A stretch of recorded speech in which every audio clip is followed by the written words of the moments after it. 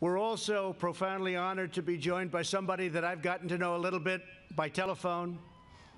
I had what was going to be about a 1-minute conversation just to express my sorrow and gratitude and everything else you could express, and it ended up being about 25 minutes.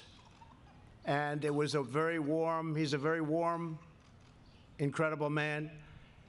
Rabbi Goldstein, Rabbi. And I'll tell you, it wasn't in the schedule, but Rabbi, I'd love to bring you up because there was nobody that expressed the horror and the beauty of what you represent better than you did. And I very much appreciate it, Rabbi. I know you're here with your son and your brother. I very much appreciate it. Please come up and say a few words.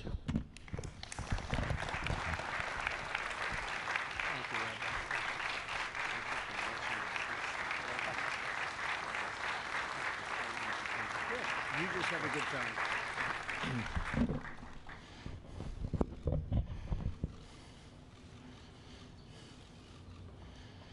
Just 5 days ago, Saturday morning, I faced evil and the worst darkness of all time, right in our own house of worship, right at Chabad Poway.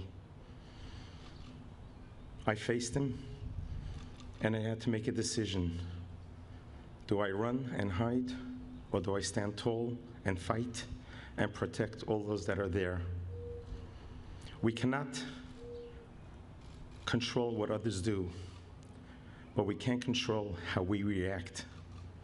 My dear Rebbe, Rabbi Menachem Mendel Schneerson, taught me the way we react to darkness is with light.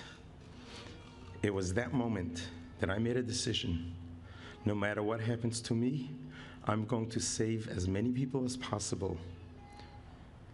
I should have been dead by now, based on the rule of statistics. I was in the line of fire, bullets flying all the way.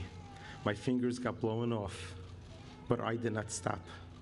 The Rebbe taught me, as a Jew, you are a soldier of God.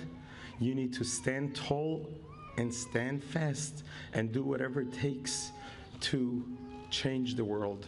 My life has changed forever, but it changed so I could make change. And I could help others learn how to be strong, how to be mighty and tall. Many have asked me, Rabbi, where do we go from here? How do we prevent this? And my response is what my Rebbe told me when President Ronald Reagan was shot. The Rebbe said, we need to go back to the basics and introduce a moment of silence in all public schools so that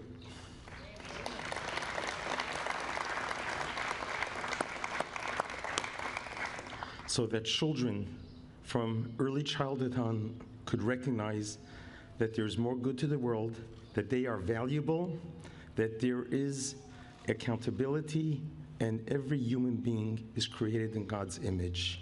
If something good could come out of this terrible, terrible, horrific event, let us bring back a moment of silence to our public school system. I also want to thank the United States of America.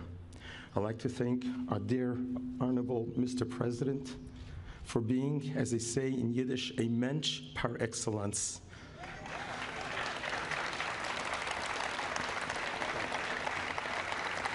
Mr. President, when you called me, I was at home weeping.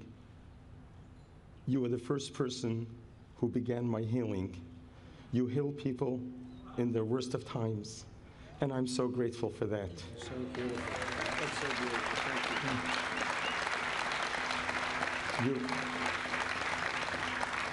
you. You have helped me bring great honor to Mrs. Lori Kay of blessed memory, a 60-year-old dear friend of our congregation. I've known her for 25 years, a staunch volunteer. She works for the Friendship Circle, an organization that helps children with special needs.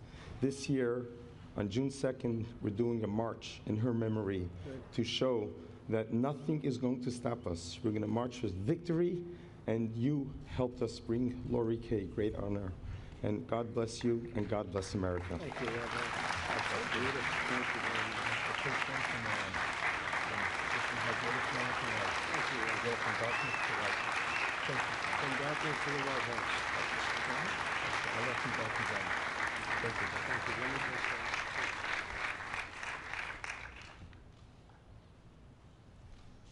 Such beautiful words, a great man, and he said, this is my greatest moment in life, to go from darkness to the White House, right?